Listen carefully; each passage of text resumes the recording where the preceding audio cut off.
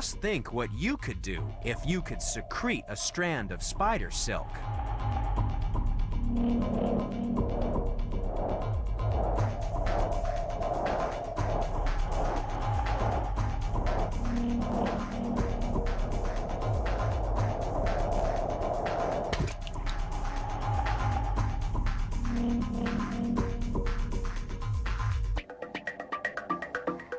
Weight for weight, spider silk is 5 times stronger than steel.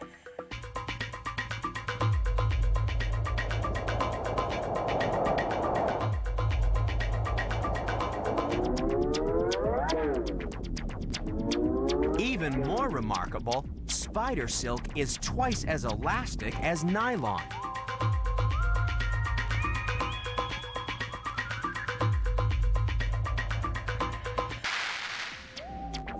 Small spiders can build themselves a parachute.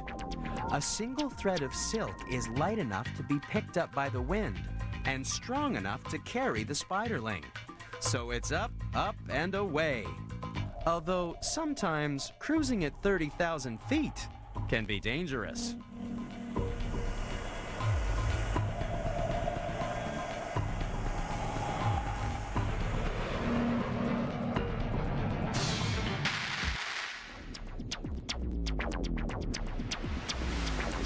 Ballooning spiders are #1 in the countdown because researchers have found them on ships 1,000 miles from land. And they've even been detected by scientists collecting atmospheric data in balloons at 14,000 feet. It's a strange place to find a spider or a man tethered to toy balloons.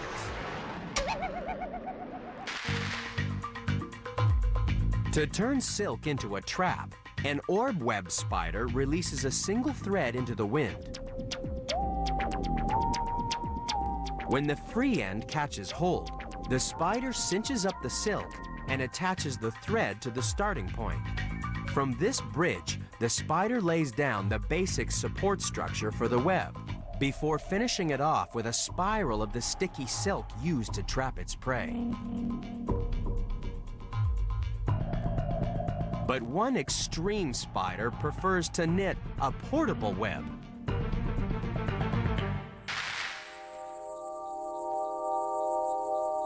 It's easy to see how the net-casting spider gets its name.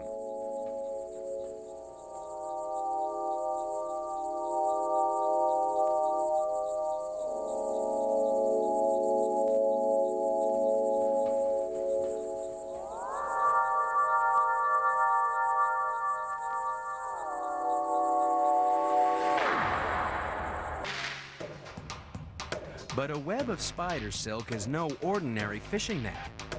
That's because you need a very special building material to capture high-speed insects.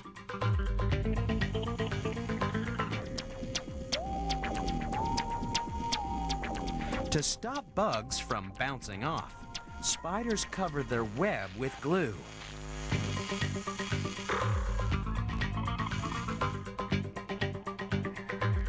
So why doesn't the spider get caught in its own web?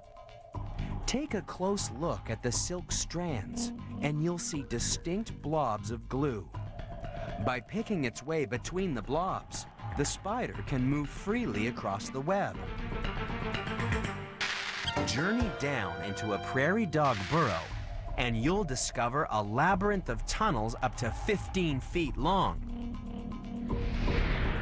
They build nurseries, bedrooms,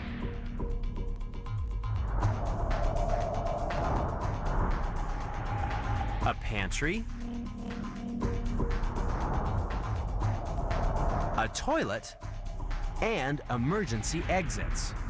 But the most impressive part of their tunnel construction is the way prairie dogs invented their very own air conditioning system. The mounds at the openings of prairie dog burrows are built at different heights. Because higher places are windier, atmospheric pressure is reduced at the mouth of the top entrance. This effectively sucks air out of the tunnel. Meanwhile, at the lower mound, the relatively higher pressure forces fresh air down into the burrow.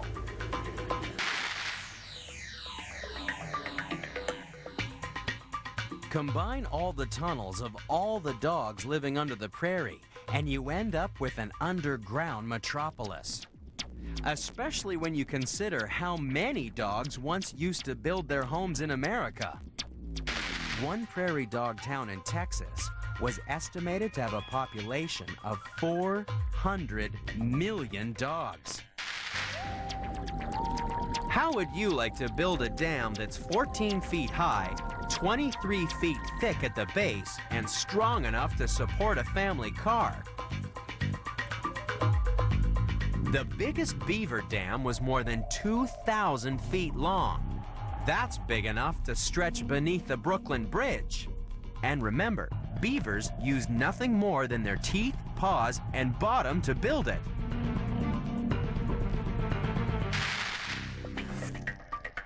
The bees only produce tiny flakes of wax, no bigger than a pinhead. It takes 500,000 flakes to make 1 pound of beeswax. And every one of those flakes has to be carefully molded into the walls of the hexagonal cells. All 100,000 of them. About 5,000 years ago, on the Salisbury Plains in England, people started to work on Stonehenge, an ancient monument created out of massive slabs of granite.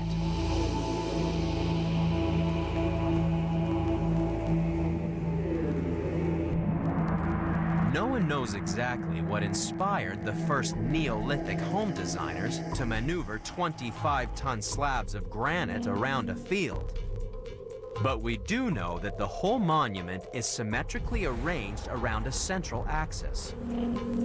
A processional avenue points directly to the spot on the horizon where the sun first appears on the 21st of June. This is the summer solstice, and every year at this time, the sun rises exactly on top of a stone in the center of the avenue. It's an extreme piece of design for people using Stone Age technology. But an animal with the brain the size of a pinhead has been doing the same thing for millions of years on the other side of the world. These are magnetic termite mounds, and every single mound is precisely aligned to face north. Magnetic termites are number 1 in the countdown because it's been recently discovered that termites can sense the Earth's magnetic field. Without this information, they would surely die in the extreme heat of Australia's Northern Territory. The sun is the reason why the magnetic termite has to design such a strange home. It's very wide and very, very thin. The termites migrate within the nest because there can be a 40-degree temperature difference between the side in the shadow and the side in the sun. And at midday, because only the thin upper edge of the mound faces the sun, the amount of heat absorbed by the nest is minimized.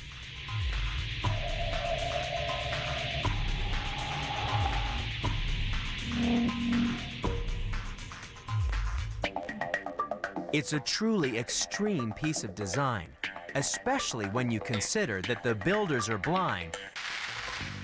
And just like a human construction, the termite mound comes complete with its own ventilation system. Since the millions of workers all live in the basement, things can get really hot and stuffy. But this is where those tall chimney pots come into action. As hot air flows out the top of the mound, cooler air is sucked in through side vents and sinks down through ventilation shafts to the basement. This clever design keeps the interior of the mound at a comfortable 88 degrees. It's easy to be impressed by the Empire State Building and its 102 floors. But imagine if the number 1 animal in the countdown was the same size as a human. Scaled up to our size, they'd make a skyscraper 4 times the size of the Empire State Building. But the building would be empty because these builders live in the basement. All 5 million of them. The Empire State Building of the Animal Kingdom is found in the plains of Africa. Standing 20 feet tall, this mighty tower is home to the #1 builder in the countdown. It's just that they're all busy down in the basement.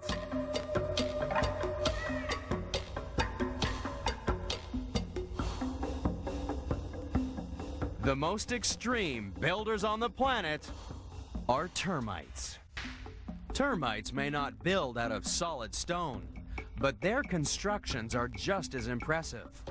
For even though it's held together by nothing more than spit and excrement, the termite mound can endure for more than 100 years.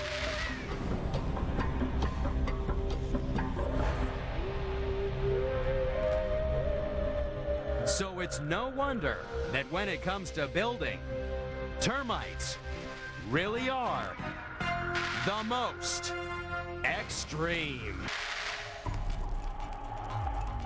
It's a popular superstition that the pack rat is a fair trader. In some places, it's even called the trade rat because if it steals something, it'll usually leave something behind in its place. When it's carrying one trophy, the rat may see another that's more attractive. Since it can't carry both, it has to put down the first to pick up the second. In the past, many miners woke to find they were left with a stick instead of a wristwatch or a spoon. Generations of pack rats can live in the same area, building huge middens 5 feet tall and 10 feet wide. No wonder object-hoarding humans are often called pack rats.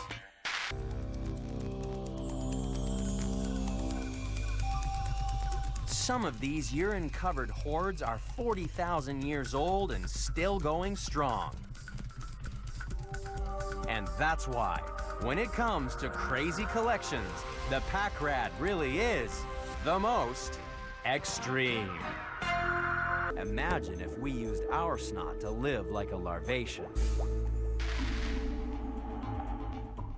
It would be like an average guy generating enough mucus to weave a snot balloon over 1,000 feet wide.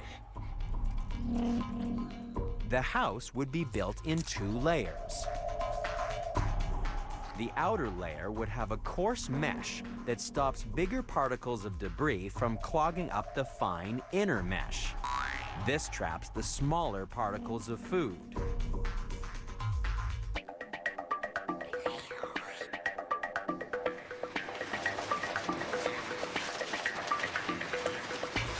And when there's too much garbage stuck in the outer layer, we would simply swim away and leave it to sink to the ocean depths.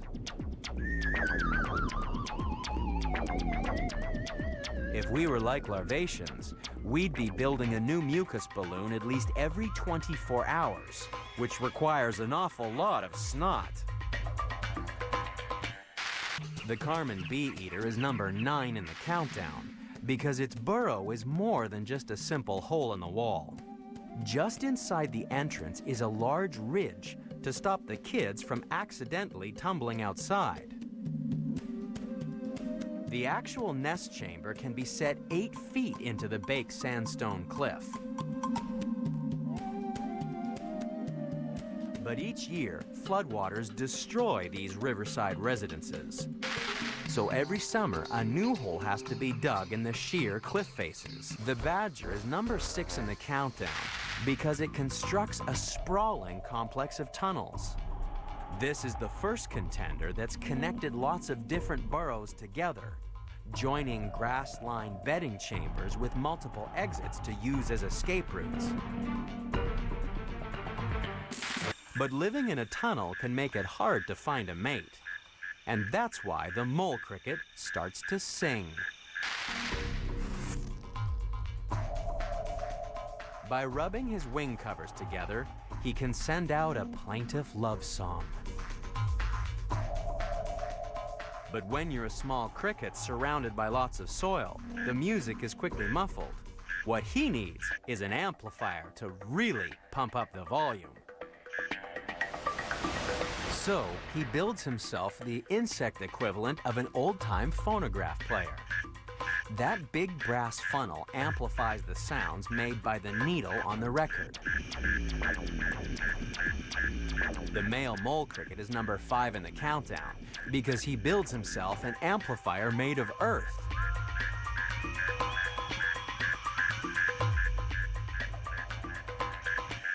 At the entrance to a tunnel, the male digs a big funnel-shaped hollow. By carefully positioning himself at the base of this horn, his song is so well amplified that it can be heard a mile away. Meerkats dig to find food and to create complex underground networks. There can be 40 individuals in a single family group, which can have 15 of these dens in their territory. That's an awful lot of tunnels. One family may have 70 separate entrances into a tunnel system that contains chambers for nurseries, bedrooms, pantries, bathrooms, even multiple emergency exits.